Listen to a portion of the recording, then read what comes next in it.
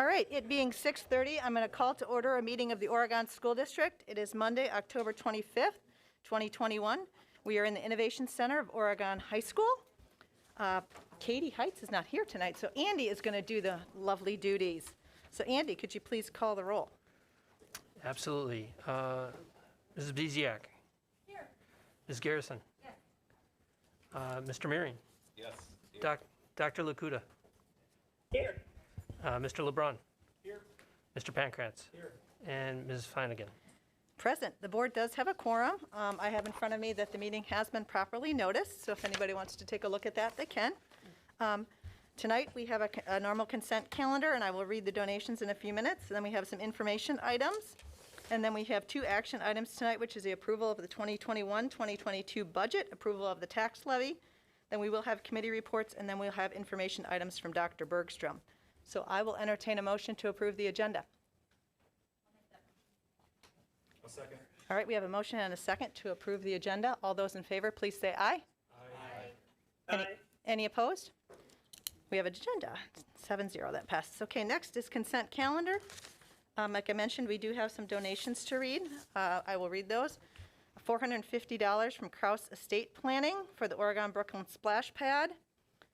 We have $400 from Frederick and Ann Rouse for the Oregon Brooklyn Splash Pad, and then $25,000 from Gunderson Funeral and Cremation Care for the Oregon Brooklyn Splash Pad. So thank you so much to those community members for their dedication helping us get that Oregon Brooklyn Splash Pad done. We do also have one resignation, Emily Stavnis, a school nurse. She has submitted her resignation. So if anyone does not have any objection to anything on the consent calendar, I will entertain a motion for approval. Move to approve the consent calendar. Second. We have a motion and a second. Any further discussion? Andy, could you please call the roll? Yes. Mr. Pankratz? Yes. Sorry, I'm new at this. It's all right. I think Mr. LeBron Yes. and Ms. Beziak? Yes. Ms. Garrison? Yes. Mr. Marion? Yes. Dr. Lakuta? Yes. And Ms. Flanagan? Yes. Consent calendar passes 7-0. Moving on to B, information items. First up is public comment. Do we have anyone here from the public that wishes to speak for public comment? We did not have anybody register, so I'll ask one more time. Is there anyone here to speak for public comment? Okay, moving on. OEA report. Jason is here, but they do not have anything for us tonight, so we'll move on to student report. And again, we're working on that too, so hopefully by the start of when we come back from holiday break, we'll have students here, so we'll move on that. Next up is C, action items. So Andy has a lot of duties tonight. So moving to Andy for approval of 2021-2022 budget. You can put your business manager hat on now. I got it on now. All right. Well, thank you, everyone, for entertaining the budget this evening. I'm going to go through a few slides. Hopefully, you've had some time to look at the agenda item, which we prepared for you, and the packet. The slides don't include all the items on the packet. I will refer to a couple of them, so hopefully you have a packet in front of you just in case. If not, we can get you one. There you go. Perfect. So just talking a little bit about where we've been, the budget kind of timeline, if you would. January, February, we start looking at enrollment and budget targets a little bit, try to start anticipating staffing because that actually, we want to be out into the labor market as soon as possible. Right now, that's important. March and April, we're doing those staffing decisions that we were kind of looking at in January, February. And then spring and summer, we're looking at departmental budgets. We try to get them their budgets ahead of time. We always do a projection with roll-ups, if you would. So second graders become third graders, that type of thing. And then tell them what their numbers are going to be. We hold them harmless based on what the numbers are actually that come in September. So if we guess high, school still gets a little bit of wiggle room. We don't take money away from them at that time. If we guess low, we make that up to them and get them those funds in September. August, we present the preliminary budget, and September, we find out our enrollments. Actually, that's closer to probably the beginning of October by the time that's all kind of known. Do the budget hearing, the annual meeting in September. And then here we are today at the original budget adoption and tax levy, which we need to certify by, I think, the 5th of November to the different municipalities. So what's the budget look like? There was a graph like this in the preliminary budget too, kind of gives you a feel. Head count, okay, so We're talking about actual heads, if you would, actually full students, regardless if they're only coming to school for a part of a day or that type of thing. We do have in our 4K world, we have students that are kind of half-time. We get to count them as a 0.6. So that's mostly where our fractions are related to that.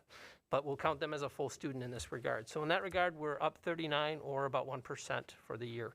That includes open enrolled and resident students. So keep in mind as I kind of go through this, there's different categories of students, different ways to look at how many students we have. I know that's very confusing. We get confused on it occasionally as well. If you have questions, I'll try my best to answer it. All funds expenditures, this is down this last year, mainly because we're not building a school anymore. We still have a couple expenditures. We're still doing a fiber project into Madison that's actually really close to completed. And we're actually bringing that agreement to you next board meeting. But the expenditures are down because we're not spending money on building that, finishing the building at Forest Edge. All revenues are up a little bit related to that because the revenues related to the Forest Edge thing were actually recorded years ago when we sold the bonds. So revenues are actually a better indication of what's going on with our budget this year than for all funds. State aid's up a bit this year. Keep in mind, when we talk about state aid though, all that really does is impact the next line, which is our tax levy. As state aid goes up, our tax levy goes down. Those two things are kind of inversely related to each other because the revenue limit kind of controls everything. Tax levy rate, we did, well, the equalized value was 10.39% as we found out recently, which was above our projection. The levy rate went down by 7.06%. That was finally finalized once we know the EAV. Or actually once we knew the state aid number, and that went up actually over $200,000. So based on your motion, we set the debt service levy at an additional $1.4 million over what we were required to spend this next year. So that became known. It's actually at $10.40. We had projection $10.42, so slightly less than what we had talked about at our last board meeting. Per pupil, this is just a historical thing here and just kind of highlighting a couple things. You can see that our per pupil allocation went up 0 this last year and this year, and next year it will also be 0.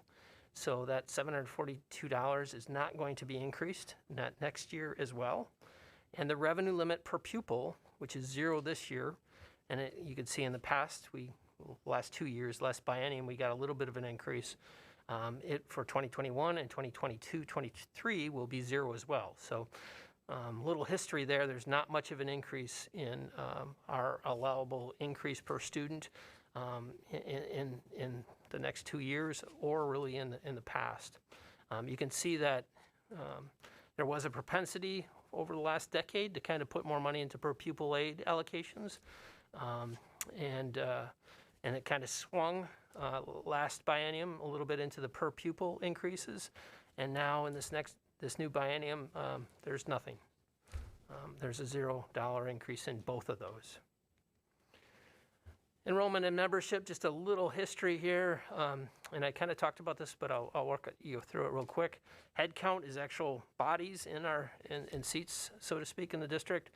Membership is going to be our residents, so it doesn't include the open enrolled students that we have. And that's actually expressed in an FTE number. So when we go to total FTE, what's being added there is actually summer school. We get to count a number of students in summer school. It's kind of a crazy formula, but basically in summer, we get to count every 48,600 minutes of instruction. So 1 minute of instruction to one student counts as 1. If you add all those minutes up, which we have to do, every 48,600 minutes turns into 1 FTE.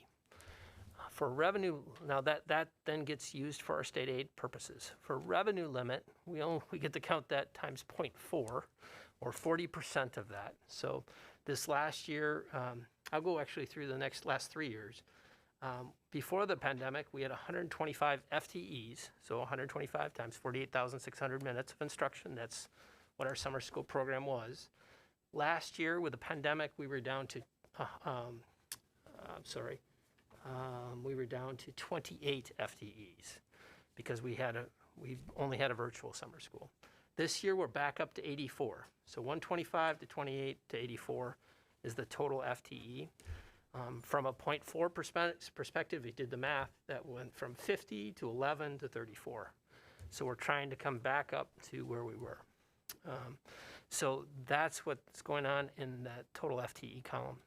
The 3-year membership is obviously an average, so it doesn't move as fast as everything else. That's why when you look at our 2021 yellow bar, right, it's a little bit above the blue bar because it's going to take some time to bring that blue bar up from where it was.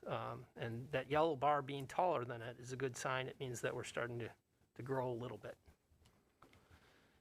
All right, open enrollment. I apologize, but we added the district in twice on this slide.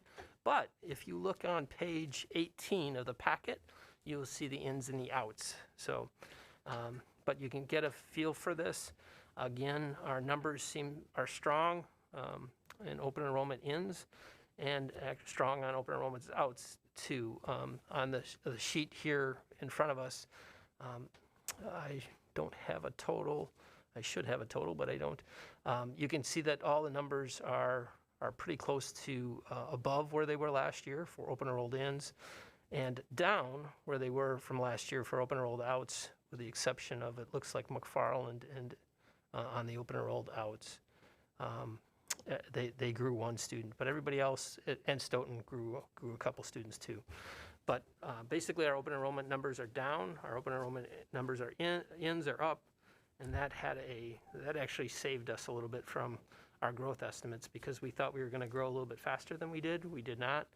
But because we lost open enrolled outs, they went down. That actually was able to financially help us kind of get to a balance. Equalized value, we've talked about this a couple times. Big surprise there. Most of it was in Fitchburg because there was no way to estimate that, but the growth was over 10% this last year. You can see in the last 10 years, that's the highest that we've had. And so that had an impact on the mill rate as well. Equalization aid, steady increase over the last 5 years or so. That's a good sign, especially because we're a declining or a negatively aided district, which means as we spend more money, our state aid will actually go down because we have more property wealth. So we're still going up. That's a good sign. That will probably go down next year.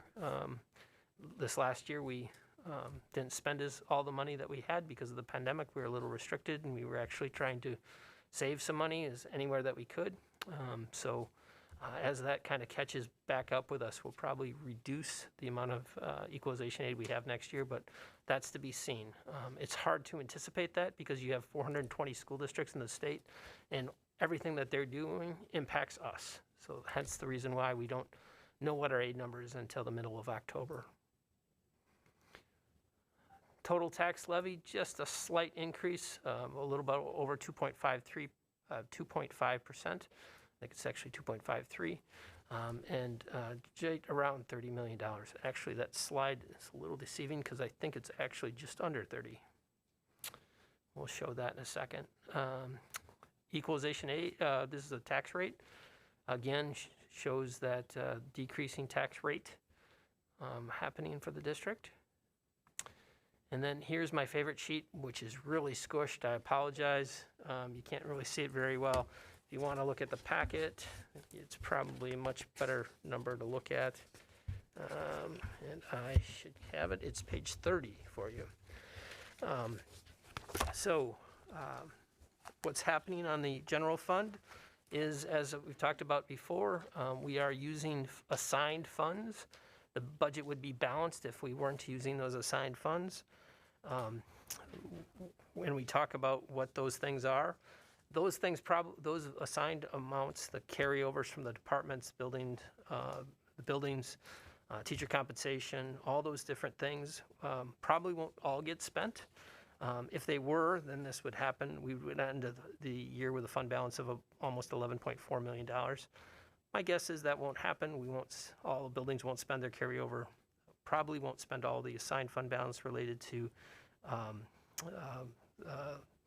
the pandemic allocation that we have. But if we did, that's where we'd end up. You also see here that the assigned capital trust account of $145,000, that we are anticipating to transfer to that capital trust account. We haven't done that yet because we kind of wanted to see where things were before we did that. Based on where we are right now, probably would be doing that sometime maybe in the spring when we get a feel for where we're headed in this year. But so far things are pretty strong. Transfers, which are normal. The other big transfer is to the special education fund. That's down below on Fund 27. So you see the $5.8 million that's transferring to that. Totally normal. The special education fund doesn't live by itself. That's one of the reasons why you've heard at the state level that they're trying to increase categorical aid. So they're trying to help that fund not need as large of a transfer from the education, the Fund 10. Non-referendum debt, the $5,500, don't worry about that, or the debt service. Those are just related to basically changes in levy compared to when we pay debt service payments. The schedules are just a little bit off because we have to prove to the bondholders that we have the money in the bank account before we pay the payments, and so they're just a little ahead of each other. So it's not a significant issue. Long-term capital improvement trust fund, that's that $145,000 that we're talking about, to getting that into that fund. Referendum bonds, this is for the new school. Something that we might be talking about in the future is other projects that we want to undertake at Forest Edge, because right now we anticipate still having a balance even at the end of this next year. Not sure what that looks like yet, but we could bring that to you and have you kind of consider some options. Food service is an unbelievably great story. It is doing really, really well the start of this year. Numbers are up all over.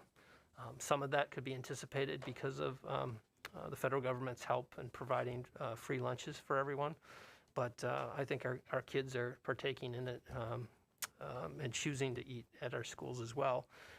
We anticipate that we will exceed where we were 2 years ago with fund balance, and probably vastly so at the end of this year. We're actually starting to evaluate equipment and see if there's other equipment purchases that we should replace in our kitchens. It's going that well. To give you a feel, revenue and typically would be $120,000 on a monthly basis. I think our estimate for September, sounds weird that I wouldn't know it because it's almost through October, right? But the claims are all changed and everything. But it was Sarah shared that it was around $160,000. So doing really well there. OPEB, these are things I've mentioned to you before, but just a quick reminder. The Employee Trust Fund is simply an account that we hold in trust with our employees when they convert sick leave and leave us at retirement. We then can use those funds to help them pay post-retirement health insurance. And then OPEB liability is to fund that liability which we have for our employees that have been here since, had 10 years of experience at 2011. So people that started probably around 2000 or so. This is their health insurance that we've put a asset aside so that when they retire, we can use that asset to basically pay for their health insurance. Pool community ed funds, these are obviously smaller things. They're supposed to have a zero balance at the end of the year, so don't be alarmed with that. That's by law. And we have allocations for our pool, community education. Those are the programs that we run out of the district office, and the Performing Arts Center has a small allocation as well. Cooperative purchases is, we run a cooperative purchase agreement for our, I just lost the name of it. What's the grant? Perkins, Carl Perkins grant. Thank you. Thank you. Which we are the administrative agent for, I want to say it's like 7 or 8 districts now. Greg Granberg has a license that is not plentiful in the state, and he's able to help a lot of school districts to help with vocational education projects. So I will continue on. After that, gives you kind of a feel. Here's our assigned fund balance that we talked about briefly in Fund 10, kind of broken down. And then where does our money come from? As I've shared before, kind of a dual income family. We get money from either property taxes or general state aid. All total, that makes up about 84% of our revenues. Other things include a large component is our per pupil aid, which is like state aid, except we get to spend that amount of money. That's allocated by the state. And then open enrollment, which we've kind of talked about a little bit. Between those two, that's another 11% right there. And then grants make up 4%, and other revenues is 1%, which is typically just minor fees and that type of thing that's collected, or revenues related to other projects. Expenses, these are the types of expenses that we have. It would not be a surprise to you, I don't think, that most of it is for people. So salaries and benefits, you add those two up and we're at 68% very quickly. Services makes up another 16%, which in a lot of cases could be also people. If we had, for instance, transportation in-house, a good portion of that would be related to that, as well as some evening cleaning services are also people as well. So if you added all those things together, you're getting pretty close to 85% or something in that nature. And actually, I'm sorry, the other thing I was going to mention is operating transfers. That's that $5 million that goes to special education. Almost all of that is staffing. I will say all of that is staffing. So you just add that to it, and you're in the 80s pretty quick. So, any questions about the budget? I went through at a very high level, but I'd be happy to answer anything that you may have. Let's go around. Tim, you want to start? Go ahead. A couple of things. The food service, I know that we're gaining that money from the federal government right now, that is being covered plus through the end of this year. What's going to happen after that? Well, our hope is that our students continue to enjoy the food that we have available, and my understanding is we'll go back to kind of the way it was. Mm-hmm. We still did get some revenue per meal that we served. It's not what it is right now, mm-hmm. Because we were collecting money from our parents and students. So we go back to that process where parents would put money into their accounts. I will tell you that for sure at the high school, because I've actually cashiered here in September, we do still have parents are putting money into their accounts and students eating a la carte.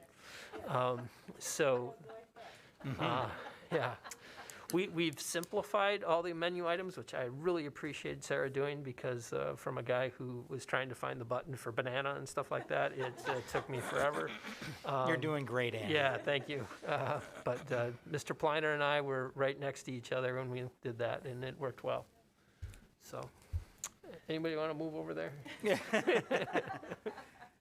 One of the questions I had was around, it was a little confusing, the open enrollments in and out, and the total FT and the total full-time equivalents. Yeah. So, because I heard you say we're up 39 full-time equivalents, but in the supporting data, it's showing that we're down 42. So let's go back. We're up head count wise. So Okay. head count's going to include open enrolled ins. Mm-hmm. Okay, but it doesn't include open enrolled outs. Okay. It's going to include 4K students. It's going to include include every student that we service as a full 1.0. So that's the head count number. That's the head count. Okay. So, All right. we kind of like using this number when we're talking about how many kids we have. Mm-hmm. When Leslie would go to a meeting or stuff, how many kids are we serving? We'd say 4163. when Andy starts talking about FTE and three-year averages and stuff, we're closer to like 3,900. Just because, well, most of the difference is related to open enrollment differences. Sure. We have more kids coming in than are going out. Okay. But there's also summer school, which I bored That you about. calculation, Right. yes. That's related to the number of Understood. minutes and all that type of thing. Okay. The last line in the supporting data Okay. summary that you gave me, you said, we were able to reduce the Evers federal allocation publicized in July Yep. by $81,000. Yep. And so I'm trying to understand if that's a good thing or a bad thing. You wrote it like it's a good thing. Good thing. Yeah, But it's it a good thing. doesn't sound like a good thing. It is. So, I was warning all the way through the process, kind of the summer, like, hey, July, they said there was this number. We Yes. put that into our budget. That we're counting on that as a revenue. Sure. And as things have gotten a little bit better, mostly because our open enrolled out numbers went down, so our expenses went down, rather than trying to spend that money on something, we said, hey, let's not count on the full $430,000. Let's take 81,000 off of that and only count on $350,000. So we're not as reliant on that number as we were. Okay. If it comes in, then we can talk about what we want to do Sure. with that extra $80,000. I see. One of my fears is, if it comes in, will it be split over 2 fiscal years or something like that? And then we'd still have a little bit of a hole, but we have less of a hole than we did at the beginning. Got it. All right. One last question. You bet. You mentioned that FES has about $350,000 left in the building fund. Actually, at the end of this year, I think closer to 700,000, yeah. And we're using some of that for the data. And I've already budgeted that, so the 700,000 is clear of that. Okay. All right. Yep, Okay. All right. That's all All I right. have for a question then. you bet. All right. Thank you, Andy. Yep. Thanks, Tim. Anna, would you like to go next? I don't have any questions. Okay. Kevin? So that's, Yeah, there you go. Oh, do I have sorry. So the 700,000 that's left in that fund, is that something we can use or are planning on using for the forest at all, or Unfortunately, the way we read the referendum question, we're not able to use that to improve the forest. I wish we were. Okay. Hindsight 2020, if we would have changed the question a little bit, we could have potentially done it, but we could Sure. only acquire additional facilities. We can't improve them. Okay, interesting. I have a question too about the lunch. So when you mention it ends at the end of the year, is that the end of the calendar year or the Fiscal. school year? Fiscal, yep. Okay, so it's going through the whole school year. Yep, All right. and I think it might even include, I thought at one point I had heard it included summer, but for sure through the end of the school year. Yeah. Out of curiosity, are we having any supply issues? Yes, Yeah. constantly. Yeah. So we're, making adaptations to the menu is when they happen, but it's Yeah. constant. Gotcha. Makes it even harder to play cashier, right? When you're like, wait, we don't have. Well, luckily, don't have again, this, or- lunch is just one button. Oh, okay, good, good. She, You guys know that Andy was so talented. Yeah, man. Mr. Pliner as well, yeah. Everyone's wearing a lot of hats. Absolutely. Last question, again, this is more of a curiosity than anything else because it looks like it does not impact the spending, but the state equalization aid, the Yep. 152,000, can you just explain what that is? I know it doesn't affect a tax levy, but Which number are you talking? there were the state equalization aid. Okay. You received 153,000 more. Than what we anticipated. Right. Okay. So, yeah, basically, that is a number. So kind of going to back up. When the state approves the budget, they they allocate so many millions of dollars into state aid. Unfortunately, nobody knows what the impact of that's going to be. They'll do estimates and stuff because it's based off the expenditures from the prior year. So everybody has to have their books closed, and then they use the membership numbers, which is it's a count in January and September, which we have those, but we don't know what the spending is. Once the spending's known, that goes into the formula and then kicks out the dollar amount that was anticipated. So what this is basically saying, I thought it was closer to 200,000. I might have misspoke about that. Is it was 152,000 more than what we had anticipated earlier. So that's kind of what drove down. We were talking about the levy rate of 1042. That 2 cents was impacted because we got $152,000 more in revenue. You bet. Mary, would you like to go next? Sure. Thank you. So first, Andy, thank you for the really thorough explanation in the packet. I appreciated that. And secondly, I'm hoping that you can help me understand. I understand from the board packet that Fund 27, the special ed fund, has to have a zero balance at the end of the fiscal year. And I see that zeroing out, but where is that 5.8 million coming from? So it's a transfer from Fund 10. So if you look at page 30, you'll see that number is a negative in transfers column, and then it goes down, about 2 inches to the special education fund, and then that's where it increases their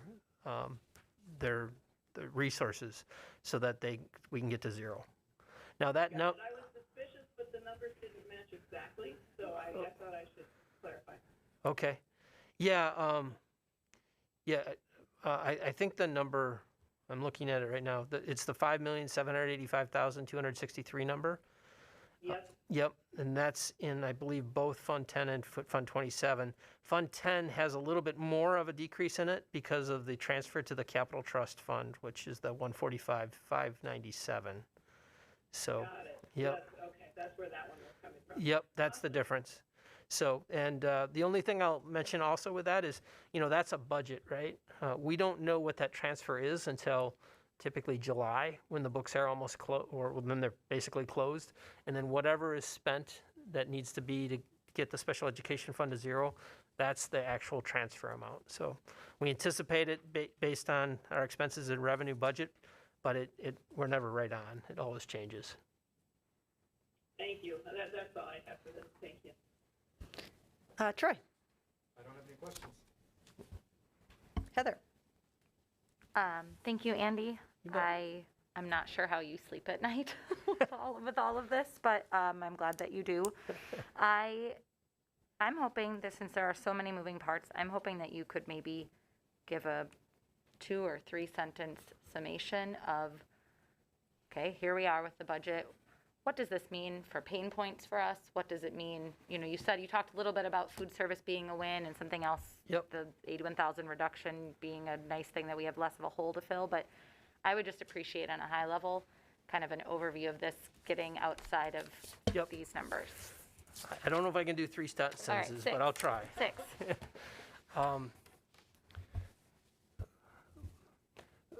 We have, for the most part, a balanced budget, but we have expenses because of the pandemic that are higher than normal. We have some revenues that are one-time in nature that we're going to use to kind of try to get back to kind of a normal level of spending. And it's not horrible. I would say we're in a better situation than many school districts. But we do have some, depending on how the next year or two works, with a zero increase in revenues from the state, we have some challenges ahead of us. Inflationary issues that are out there are significant, more significant than they have been in probably 2 decades.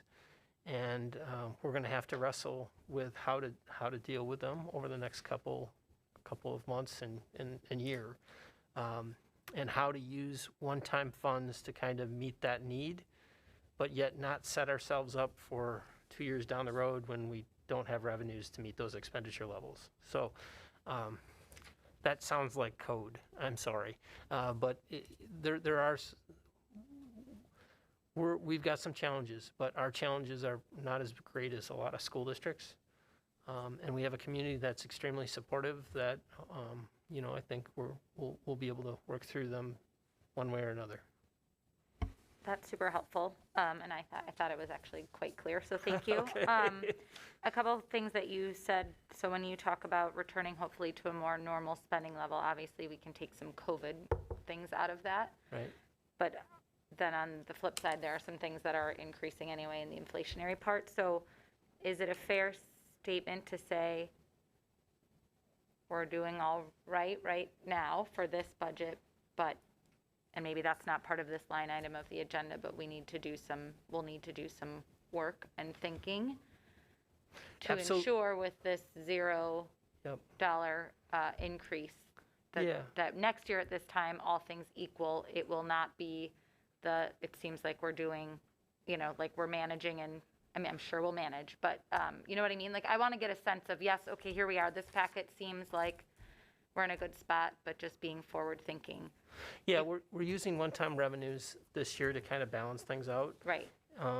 In the future, once you spend those one-time revenues, They're you've not got to there. figure out a way to balance it at that point. So we've got some work ahead of us, but the hard thing from a business manager's perspective, I'm going to say something I hope, but I don't want to alarm folks, but that in a pandemic, you don't want to alarm folks, right? You want to try to figure out a glide path to bring us back in, and I think that's totally available to us. We're in a good spot, but we got some work to do. Okay. Just to kind of piggyback on that, I want to thank Andy for his leadership.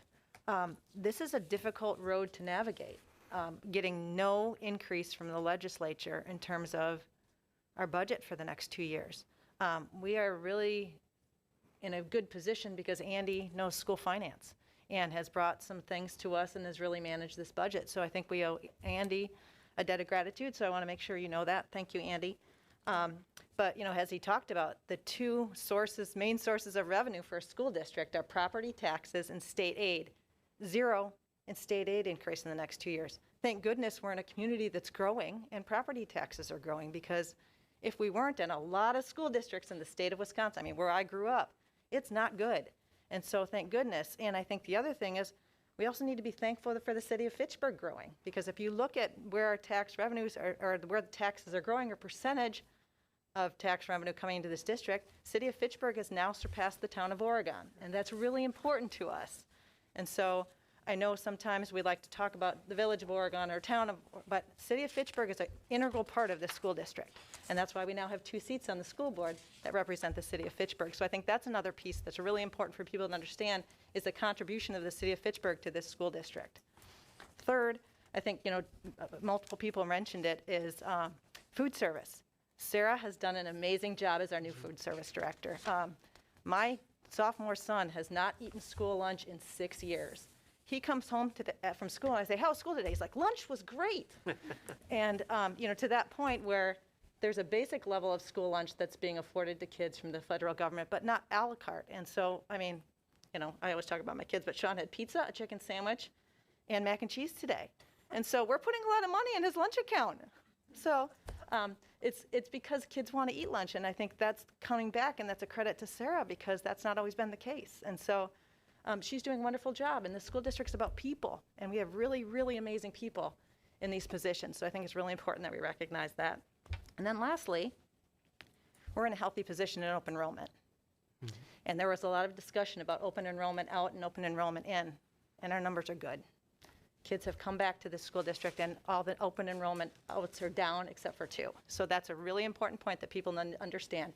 Kids are happy to be in this district, and kids have come back. So those are the points that I would like to make associated with budget. So if there is any further discussion, or Leslie, if you want to say a few words? No, thank Okay. you, that was great. I will entertain a motion to approve the 2021-2022 budget.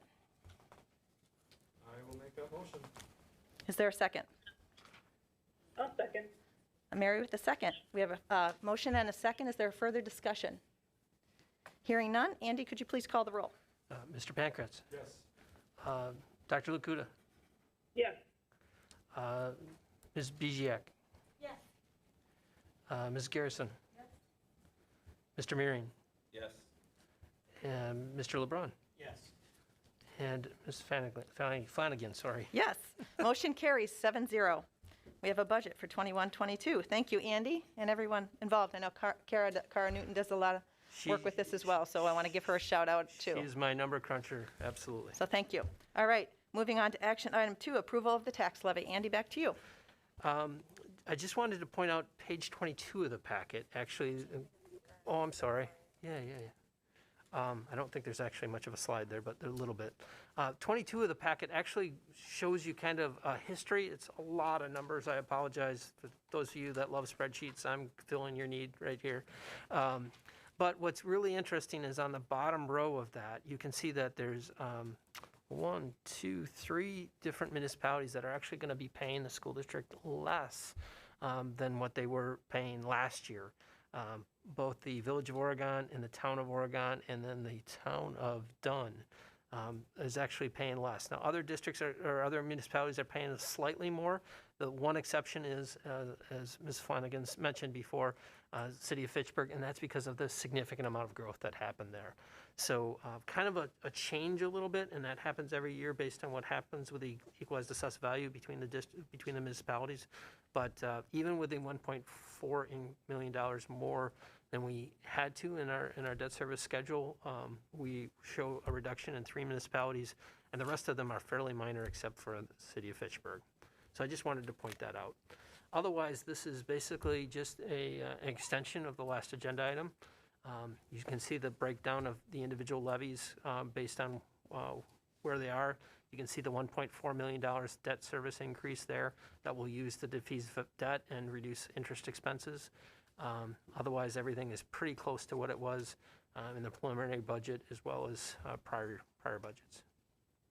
So with that said, I will take any other, and actually I was apologize. I thought it was under 30 million. It was under $32 million. That's the total levy. All right, we'll go around again and see if anyone has any questions. Troy, starting with you. No questions. Heather. Mary? None from me. Anna? Tim? No questions, but I do want to just note that I've talked with a number of people, and I think there was a great article in the Observer that helped to explain and helped to publicize what we've been talking about for the last number of months.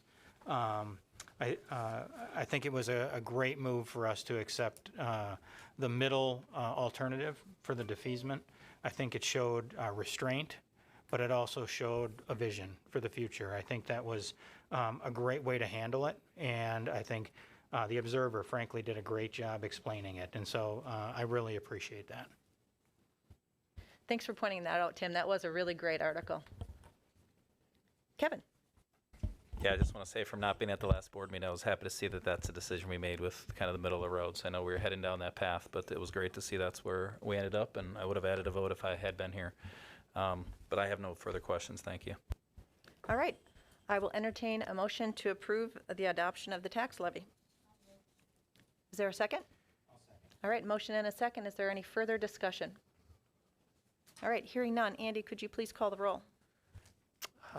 Ms. Garrison? Mr. LeBrun? Yes. Ms. Biziak? Yes. Mr. Meering? Yes. Dr. Lukuta?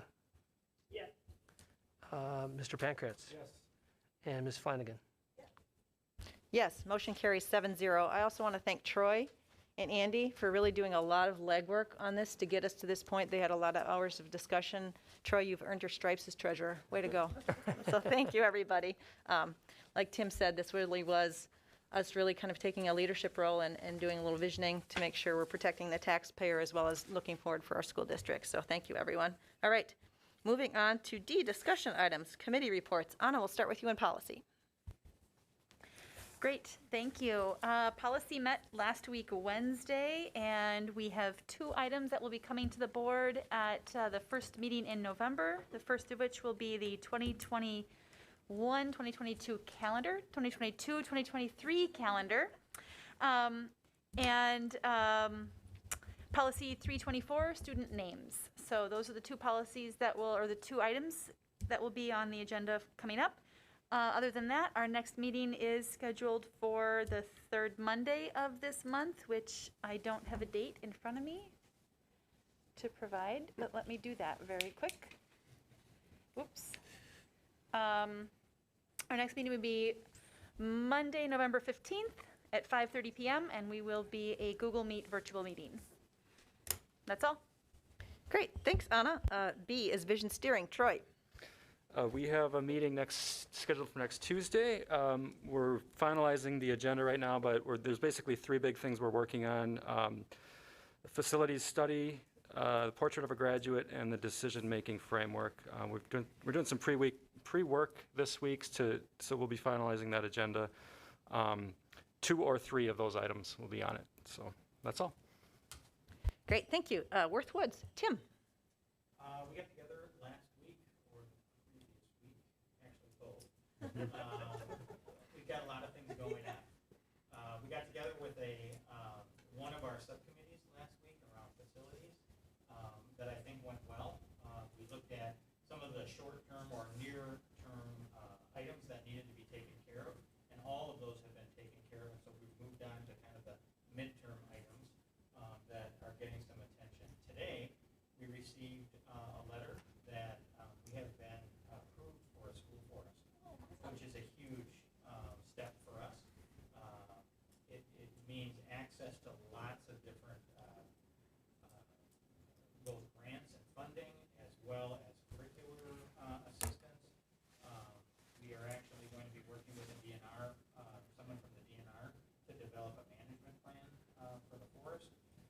And so, again, that's a huge next step for us, both from a funding perspective, but also for a use perspective. We have a meeting this week, again, with a small group to talk about access and putting together a plan and a recommendation for the city of Fitchburg, who will help us plan out access, primarily at the environmental center, which is an important step as well.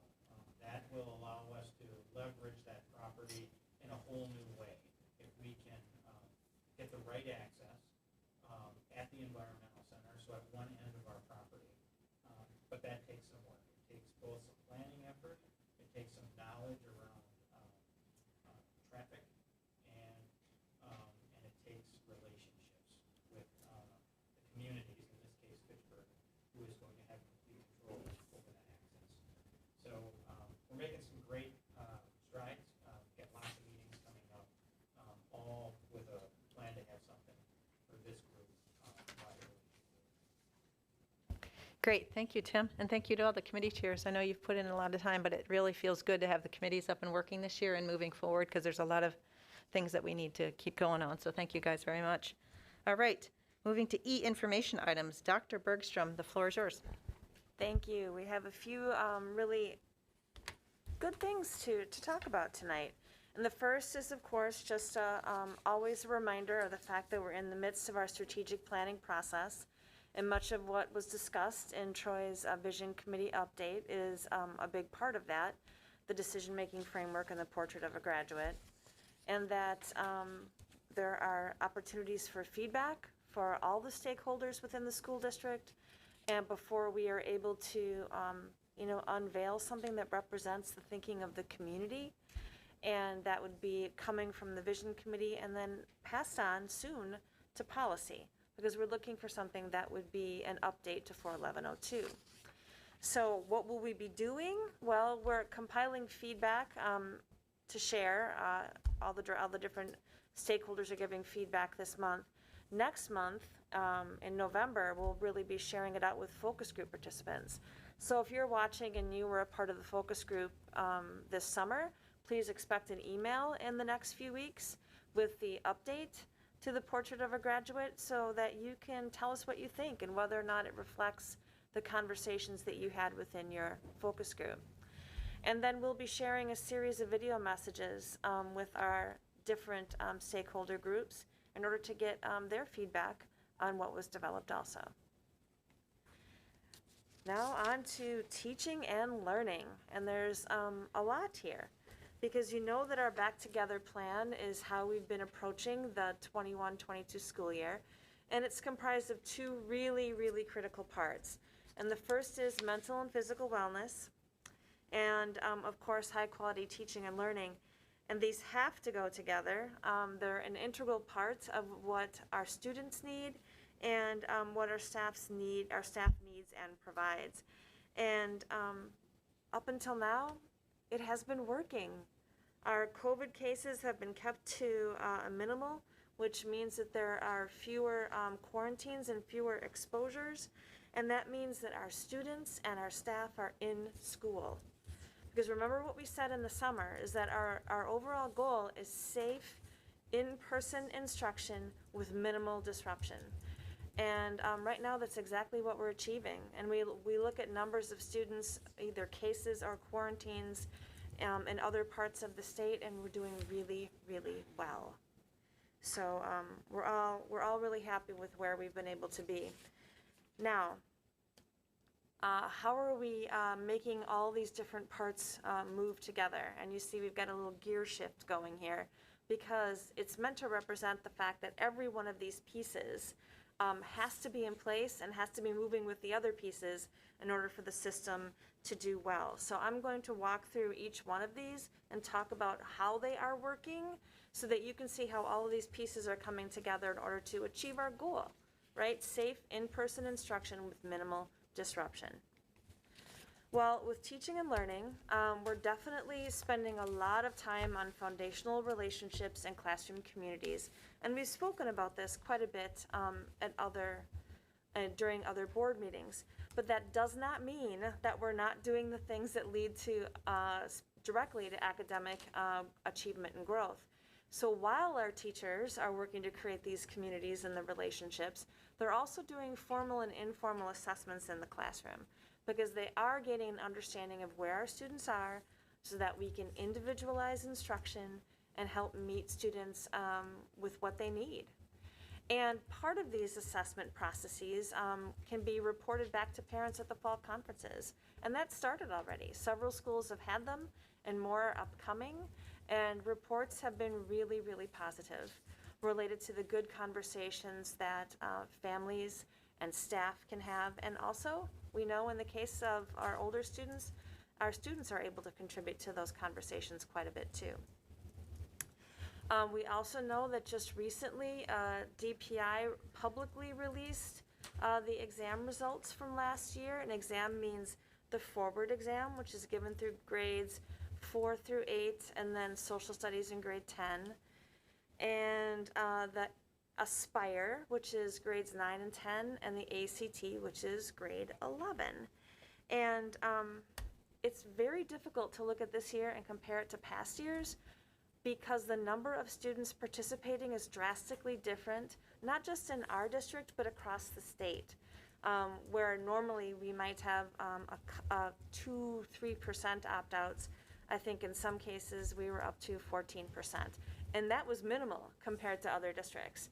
So comparing this year to others is a little strange just for the opt-out rate alone. But overall, throughout the state, the number of students registering as proficient on these exams is down. And so are we. Our scores are down in that respect too. But I'm also glad to say that our scores are still above the state average. So that part we feel very optimistic about. And let's see, analyzing data is just one component of achievement data. So when we look at the Forward and Aspire and ACT, they tell us a story, but they only tell us one part of the story. And so we're looking at other types of achievement data to understand where our students are, what they need next, and how we can best meet their needs so that they keep growing in all of the ways that a young person needs to grow. I'm just going to go back one more time because I want to mention a couple of other things. For those of you who are wondering, what does this really look like in a classroom? I can say that we talk about pre-assessments before units, so we understand what students already know and what they don't know. And then we can strategically target the skills that students need for that just-in-time learning, right? We can pull them in small groups, so we can work with them individually, whatever needs to happen to make that work. And then throughout that process, we're really getting to understand what our students need so that the teachers and the students, right? The student has to have some empowerment in the process too, can understand what it is they need, and students learning to articulate what it is that they need, and developing an instruction that is responsive. And then focusing in on every single student growing. I mean, that's what we want, right? Every child grows. And we want to give them multiple ways to demonstrate that. And we also are still continuing to put a priority on those standards that we deem to be essential. Now, a key component to all of this actually happening means kids have to be in school and staff have to be in school. That is how we make all of these things happen. And definitely one of the key strategies we've enacted to make this happen is abiding by the mask mandate that comes from Dane County. Because when we're able to do this, we're able to keep the kids in school. When the little ones, when the unvaccinated ones, 11 and under, when they're in their classroom and everybody is masked, even if someone ends up being having a case of COVID, we don't need to quarantine students as long as they were masked and they weren't, they weren't touching one another, et cetera, because there are all kinds of issues related to contact tracing. But that has kept so many young kids in school. And that is the key. And it's kept our teachers in school too, right? And that is also a key because we're talking about the labor shortages that we're facing, and I'm going to get to that in just a minute.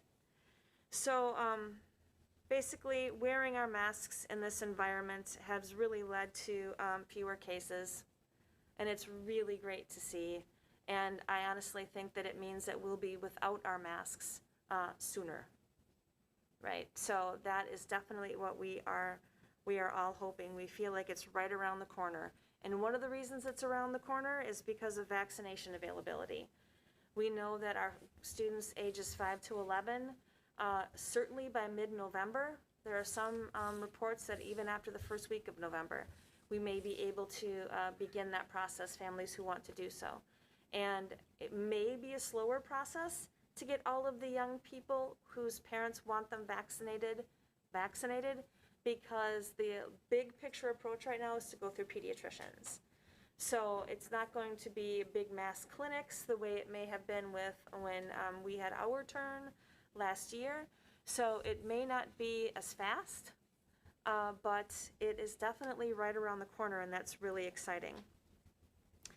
And so that vaccination rate or that vaccination possibility certainly would impact when we're able to begin having a mask not required environment. Our county orders will certainly impact that too. But also, as we know, Dane County is going in a really good direction. If you go on the Department of Health Services website for Wisconsin and you see the map of Wisconsin, we're the only state right now that is in the high and not very high or critically high category, or excuse me, the only county right now. That is very good news. And so, as I'm stating, I think that the decision to not require masks, of course, is dependent on the order. But I also think that could be as early as post winter break. So I feel as if the end is in sight related to that particular safety strategy. Now, could this be recorded and shown back to me in 2 months when there's something very different that's happened? Nothing has been predictable about this, and we all know that. But right now, with the factors that we do know and the factors that we do understand, we could be looking at a very different second semester, and that's really exciting. Let's see. Keeping our students in school and keeping our staff in school is important for their own health and safety and for their learning. But I also have to say keeping our staff in school is awfully important considering the current labor market. It's the concerns that we have related to not being able to have enough substitutes to cover just regular absences. We don't have a large number of people who are not in school due to COVID or COVID-like symptoms. We're just talking the regular absences that human beings have from work on a regular basis, and we can barely cover it. And when I say barely, I mean our principals are in classrooms. District office people are covering for principals because principals are teaching, right? So there are all kinds of things that are happening because there aren't substitute teachers out there to be hired at the moment. This is not an Oregon problem. This is a problem across the country. We talk about it at the Dane County Superintendent's meeting. Everybody is experiencing the same piece. So what's happening? Teachers are covering classes for one another. This is yet another example of our teachers stepping up and doing things for kids, even though it causes quite a big strain on them, because that means they're losing their prep periods. And that is really, really problematic.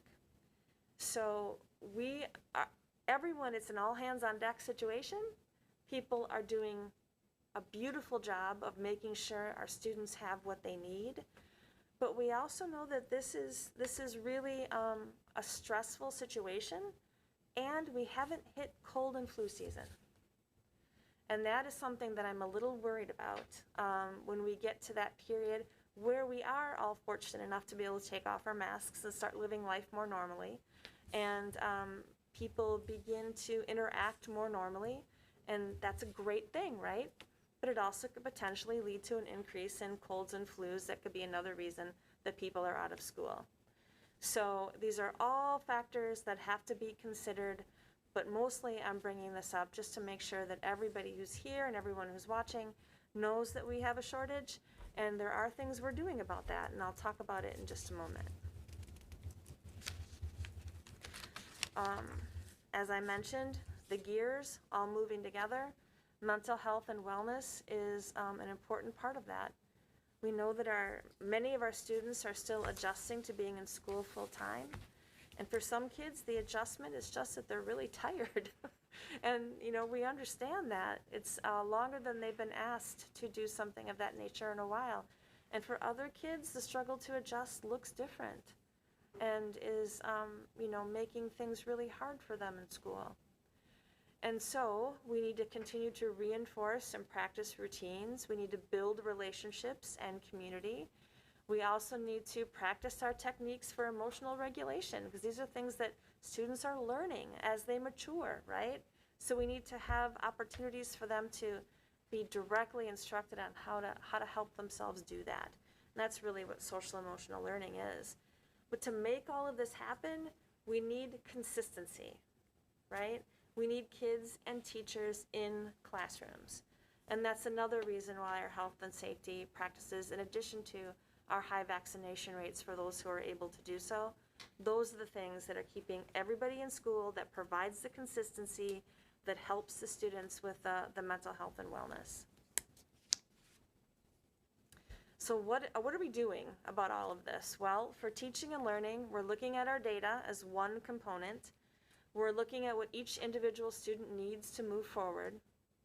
For keeping our kids in school, we're continuing to advertise and advertise and recruit substitutes. That's really important. We're increasing our pay for building subs. Building subs are a pandemic addition that has been very beneficial.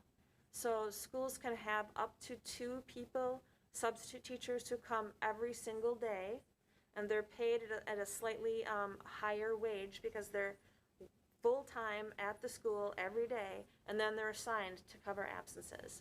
A couple of problems with that is that not all of the schools have 2, because we can't find even 2 per building. So that's an important thing to remember too.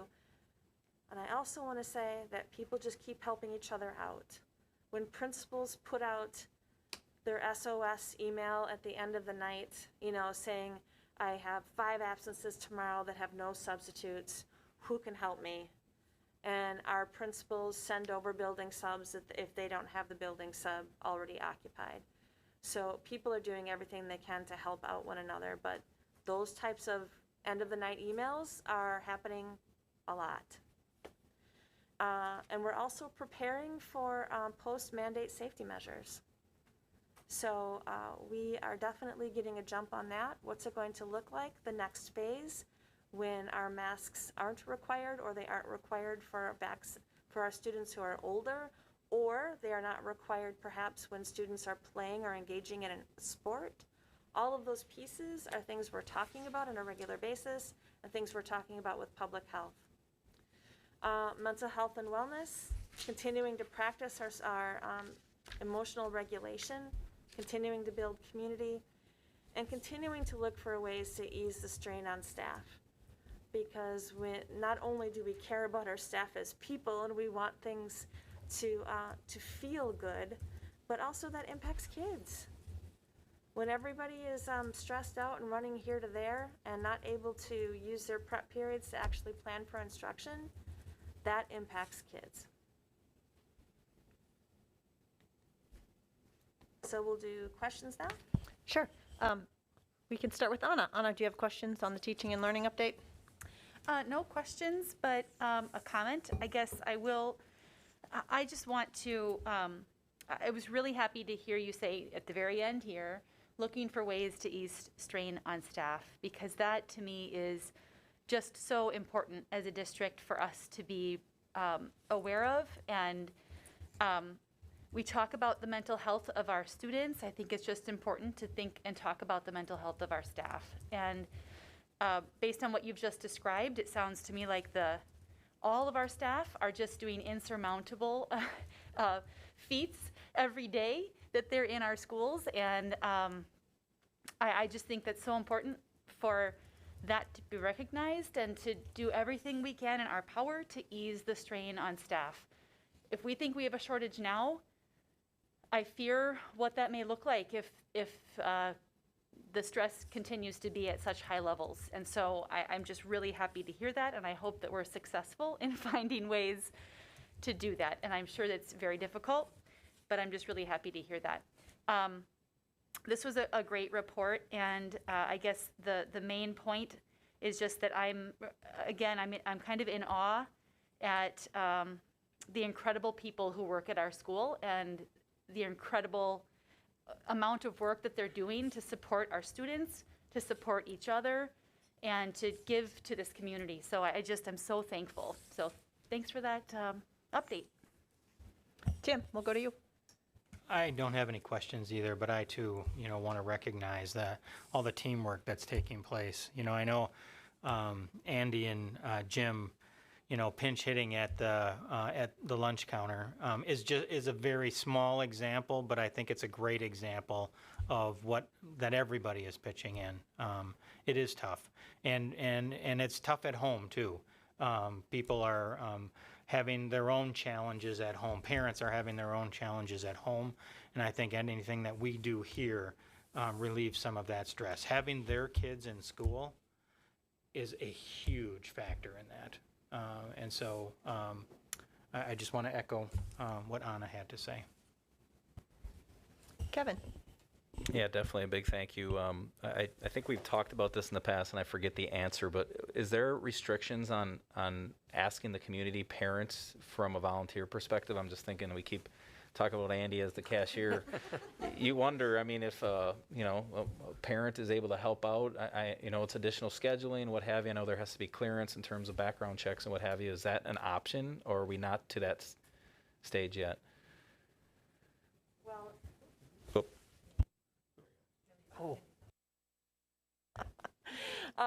volunteers are always welcome and they're always important. But when it comes to the day-to-day interactions with students, it requires, frankly, a lot of training to be able to do it well. So it really depends on what we can bring volunteers in for that are really helpful and useful, but we don't necessarily want volunteers to replace paid staff because of the amount of training that they've had to do what they do. Yeah, of course not. I was really kind of referring to, and I was, again, using Andy's example of something that you wouldn't need a ton of training for, but maybe that's few and far between, and I'm sure you've considered it, but I'm sure we have a lot of people in the community to be ready to help if necessary. And I think at one point, and maybe it's still the case, we kept volunteers down in general, right, because of the traffic with COVID and what have you in the schools. We're definitely back. Volunteers are back in the schools, and we're happy for it. Great to hear. So question, with the DPI exam results, you mentioned it's still over the statewide average. So obviously there's a spread, some average spread that we're typically above, and I don't know what that is, or if you know off the top of your head.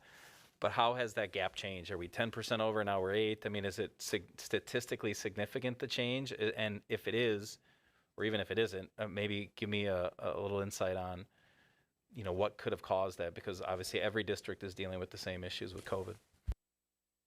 Well, basically, the average around the state dropped considerably, right? It dropped by about 10 percentage points as far as the number of people or the number of students who showed proficiency in a subject area. So it dropped a lot across the state, and it really had to do with, well, first of all, the number of opt-outs. So we don't know who opted out or why and how that impacted things. But it also had to do with the fact that there was considerable disruption. You know, even the people who were in session for the whole school year had a lot of disruptions in learning. So the fact that fewer students are walking away from that year measuring as proficient on an exam is not really very surprising, really, for any of us. And yes, we dropped, I'd say language arts, we dropped by about 10 to 11% in the number of students who are proficient. Us, meaning in Oregon, and math, it was a little even more than that. So we did see decreases in the numbers of students proficient over this last year. It's hard to compare to previous. We haven't taken an exam of this nature since 1819. So it's a little hard for us to compare it, but we do know that, you know, there are fewer students proficient now than there were a couple of years ago. But there's also a trend that obviously other districts are feeling, and hopefully, relatively speaking, we're in better shape. The last thing I have is really this mental health discussion and disruptions in the classroom and what have you. And I'm not sure if you track somehow the level of disruptions, like number of visits to the principal's office. I'm just wondering in general. I'm sure subjectively you could say that maybe there's more issues of acting out, et cetera, because of mental health challenges, or are there some actual data that you have that tracks that type of thing in each of the schools? Sure, we have behavior referrals to our principals, the principal team. That would be a way of measuring that. So yes, there are certainly students who are struggling, some more than others, right? So we are having, you know, students at every school who are struggling to regulate their behaviors in an environment where some of them haven't been in the environment for a year and a half. So I think it's going to take a little bit for people to find their equilibrium and for us to find the supports that are specific to the needs of each of those individuals.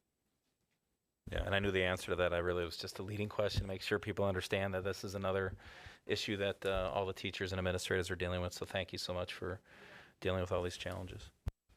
And I think today, I mean, sorry to jump to you guys, but just, I don't know if it went out to the whole school district. I got it as a parent of a high schooler, but you want to talk about the survey that went out today that is really leading into Kevin's question in terms of what have our kids learned, where they're at, how can we help them?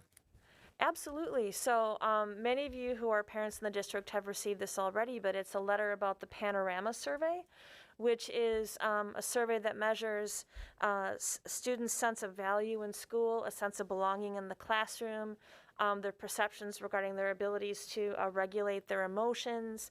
So all of those things are measured. And the great thing is we did this survey at the end of last spring, so we have some end of the year data.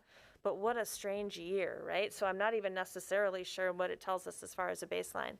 And then we're doing it again this fall. And we're hoping to have that for all of you to see by the, if not the second, not the first meeting in November, then certainly the second, so that you can see where our students are at. And it tells us where we need to focus, right? We know we need to focus on things like sense of belonging. We've all been talking about that for quite a while. But when we get to compare ourselves against national norms, I would also say our kids are doing really well. So it's reassuring in some sense to be able to see these nationally normed results related to the skills that we're really specifically and intentionally trying to teach our kids.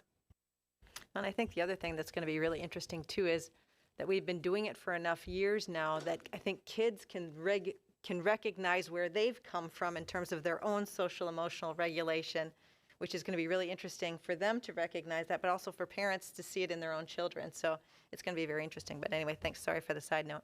Heather.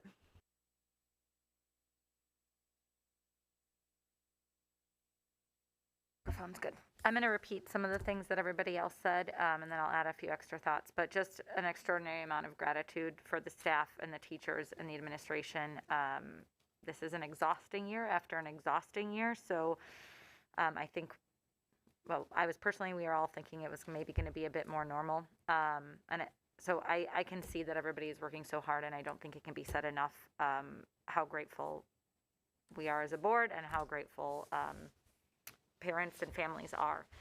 I don't want to take away from this great work, and I feel like usually I'm quite positive about things, so you'll forgive me if I maybe get a little bit into the worry side of things. And this is not at all a reflection of that we aren't doing things well and that we aren't doing things that we should be. So please don't take any of my comments as a miss, more of just a questioning for going forward. And it's also very clear to me that what I'm going to say is not at all simple, so I don't think there's an easy solution. I'm incredibly concerned about the unsustainability of this, and I think we're all, it's what you said, Dr. Bergstrom, is, we're balancing, and there's SOS emails, and kudos to everybody for covering it, but what can we do in the short term, right? What are the things, are there ways for us as a board to think about something? I don't have the answer. Are there ways, what can we do to help in the very near term? And then I think about the labor shortage and the budget for next year, and how do we continue to retain and attract the amazing staff that we have? So then I'm thinking, as a board, what are we going to start talking about soon so that we know it's coming? Maybe this year was a surprise that we had a $0 per pupil increase, but now we know that it's not for next year. And so what kind of conversations and strategies can we have to, maybe it's not getting fixed next semester, but it is for the next school year? And I don't pretend to have any of those answers, but I think it's an important conversation for us to have. So. Troy, go ahead, and then I'll kind of address some of Heather's points. Yeah, and I think Heather's brainwaves must be kind of going through me, because I had those same comments, and I really appreciate it. We have a lot of challenges. Our students have greater needs than they've ever had before. Our staff are stretched, thinner than they've ever been before. I've heard teachers say that they're June tired, and it's October, right? And then hearing Andy's report and looking ahead to next year, these budgetary issues that are ahead of us, lots of challenges. So I'm just, as a board, we need to be thinking long-term and strategic. So what is it that we can do to bring all these challenges together and create some opportunities? So I think that's where we need to be looking over the next several months. But I did just want to add a personal note about my kids. I got to attend their student conferences a couple of weeks ago at the high school, and I was just really, really amazed at how well my kids' teachers know them. After 5 or 6 weeks of school, I was absolutely blown away on how personal they know them, what their needs are, how they've been doing on assessments, and what kind of extra support that they need. And I've known my kids their whole lives, and these teachers have been with them a few short weeks, and they've just nothing short of amazing. So I only got to expose my own kids' teachers, but I know that that's happening across the district. So a huge thank you to all of our staff. So yeah, and that's all I had. Thank you. And Krista, I think Mary, I don't know if Mary had a... Sorry, thank you. Mary, you're up.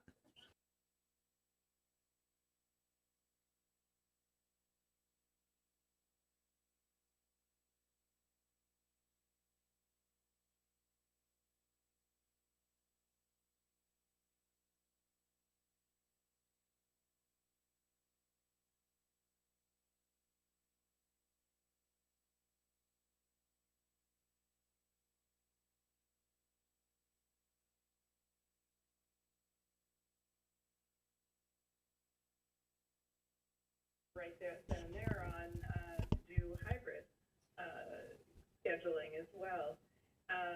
And obviously, as we've already talked about, this backfilling needs within buildings and across buildings it puts an additional strain on our staff. So I was in the same mental space as Heather. I do think we need to start working towards, not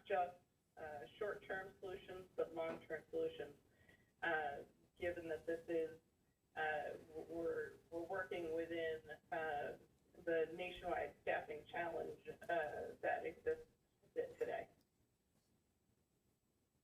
Thank you. Great, thanks, everyone.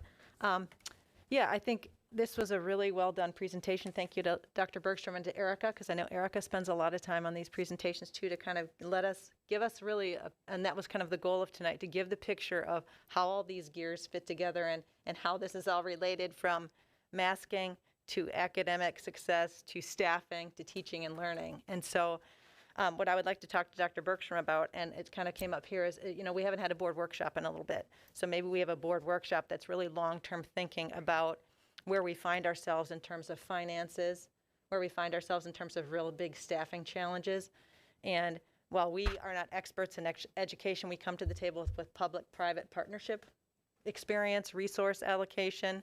There have been some things that we've done in this district that really bring resources to the table. So, this is important enough to us, to our kids, to our staff, because we know that this Oregon School District works because of the teachers and the staff that we have and the families that come together and really care about their kids' education. So, we'll be talking about that this week, and then we can kind of bring things to the table and talk about things that we have talked about in the past, and maybe if it's time for them to work now or why they haven't worked, because I know we have some new minds on the board with a lot of different experiences, and so there's not a lot of that kind of historical knowledge and some things that we've tried, but new ideas can come to the forefront. So I think the message that the board wants to send tonight is that we hear, we're aware, we care, and we want to come to the table and really talk about some things about short-term and long-term, how we can make some changes to make sure that we can all move forward in a way that's healthy for everyone and that, keeps us going. So thanks, everyone. Okay, now we're going to move on to the good news portion of all of this. And one of our great good news features tonight is today is the first day of our new athletic director, Brittany Spencer Grant, and Brittany's here tonight. There she is. Hello, Brittany. Yeah, Brittany, would you mind coming to the microphone and just saying hello? Maybe just a couple words other than hello too, but come on up.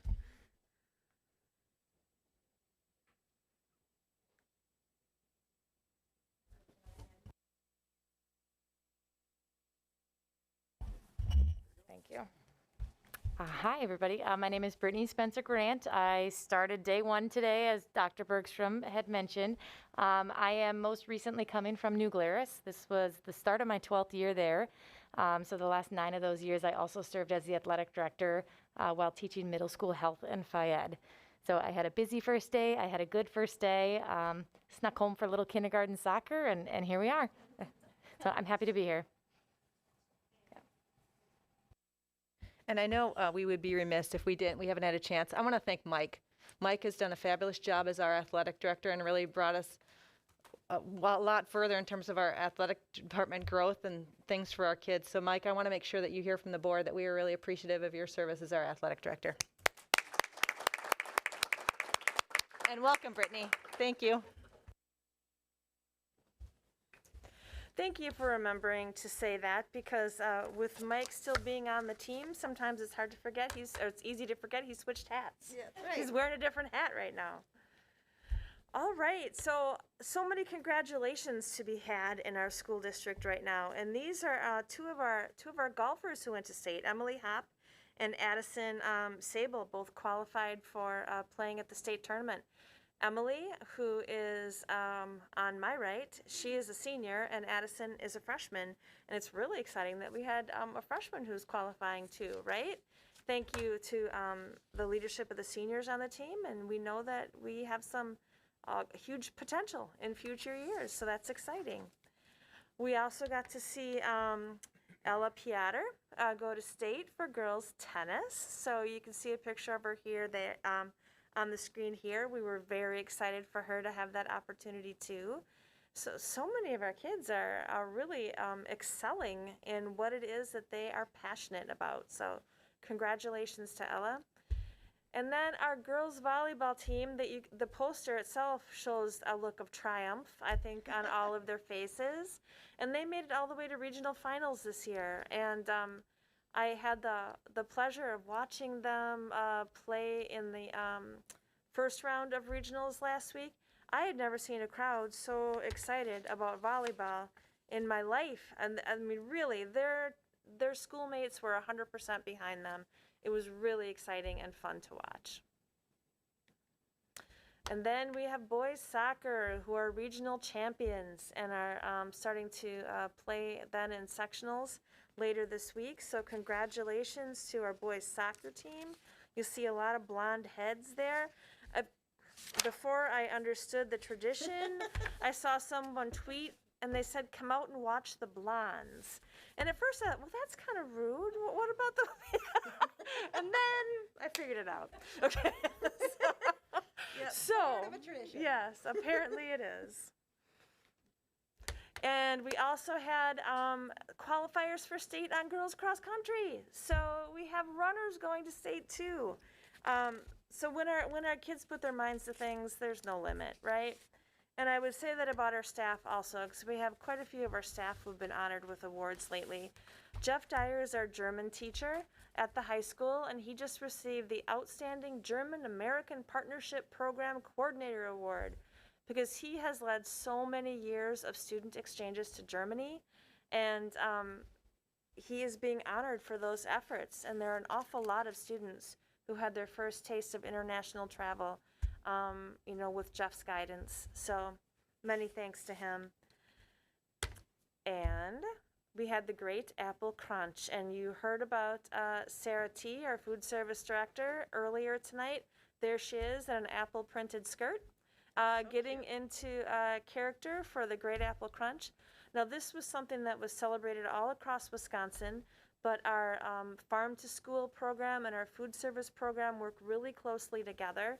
And so they had locally sourced apples from Alpine Ridge and the Apple Garden that were a part of the Great Apple Crunch here. And actually, we have quite a bit of locally sourced food on our menu right now, including locally sourced beef. So Sarah's really, really out there on the cutting edge as far as healthy foods in the school lunch program. It was also National Hispanic Heritage Month, and you get to see a couple of things that our students were working on. One was a banner created by our third graders at FES that celebrated all kinds of influential people of Hispanic heritage. And then you can also see, I had to make sure I knew, this is countries that speak Spanish. That is how that translates. So that was another celebration that kids had where they talked about all the different places where Spanish is the language. Then we have 2 middle school teachers who are Energy Educators of the Year from the Wisconsin K-12 Energy Education Program and Alliant Energy. That's Nate Marr and Chris Mitchell. And you can also see their beautiful middle school You Belong Here t-shirts. And in the O, there is the oak tree that's out, it's meant to symbolize the oak tree in front of the middle school. Most of the middle school things have that oak tree on them. But Chris and Nate, they have an Energy is Everywhere philosophy. And they collaborated to create or to develop a year-long Energy is Everywhere 8th grade science curriculum. And they have units about energy transfer, energy usage, alternative energy, and then English and social studies skills are integrated into those units too. So they've just done a fabulous job, and now they are being honored for it, and they received $1,000 to continue their work in energy education. And then, isn't this awesome? We have a National Merit Scholarship semi-finalist, Sophia Davidson. Congratulations to Sophia. That is really, really amazing. She's one of 16,000 people across the entire country. So good for her. That's an amazing accomplishment, and we're very excited for Sophia. And I'm trying to think, our kids and our staff are doing so many amazing things that I feel like I could spend an hour of every board meeting just talking about the cool stuff they're doing. So thank you for giving me the superintendent's report, because it feels pretty good to talk about how great our students and our staff are. Oh, how could I forget? Look at this. I almost forgot. It's National Principals Month. And so we had this social media post. How could I almost forget that? Our principals, they put on roller skates every single day to meet the needs of, hundreds of students and 100+ staff in each of those, under each of their care. And, they do all the right things. It's people first, right? It's all about our people and what they need and how we're going to create the best environment for all of them. And they're philosophically so aligned in knowing what matters. And I couldn't be more proud than I am to work with all of them. I'm actually going to give you guys a standing ovation. You guys are I'm good with that.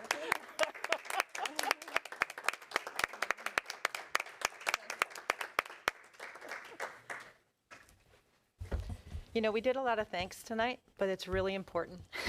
It's really important for people to understand how thankful we are for you, and it's really heartfelt, and I hope you feel it. And this is tough. This is really tough times, but you guys are amazing, and we are so thankful as parents, as school board members. So we're going to try and make it better. We're going to do what we can. So, and thank you, Dr. Bergstrom, for taking the time to give our principals a shout out and to recognize our students who are doing amazing things and our educators. It's really important. All right, moving on to F, closing, future agenda. Anna has mentioned a couple things that will be coming to us the first meeting in November from policy, and then we'll kind of move forward and let you know about some other things that we're working on to address some of the challenges that we have. And Andy, I believe, has another thing that's coming on the agenda for November 11th, correct? Okay, great. So if anybody else would like anything added to the agenda, please send me an email. And then moving to checkout, we will go around the room again. Mary, you're first. Okay, well, I just wanted to say thank you. Thank you to our wonderful administrative team, Dr. Bergstrom, and all of our educators for doing what they do every day. Heather. Troy. Kevin. Good. Tim. I'm good. Anna. Just a quick announcement, I guess, if you want to call it that, but orchestra concerts and band concerts and choir concerts are kind of starting up right now, and we were able to experience our first high school orchestra concert last Monday. It was phenomenal. The music selection was songs that make you get scared, or songs that, something about making you be afraid, and they were awesome. It was so, so, so wonderful. And I just want to thank Mrs. Kabish and Mrs. Burns for doing a tremendous job pulling that off. We were in person, we heard music. It was just an absolutely lovely evening, and I guess I'll express thanks for all of the musical staff that right now are prepping for all of those concerts. It's just so exciting. What a great opportunity to display what kids are learning, and it was awesome. So that's it. Great. So Andy, one more thing, and then you're done for tonight. So I will entertain a motion to adjourn. Is there a second? I'll second. And I'll make, you don't have to do the roll. All those in favor, please say aye. Aye. Any opposed? Motion carries 7-0. We are adjourned at 8:03. That was fun. Thank you, Andy. One more chance, you could have seen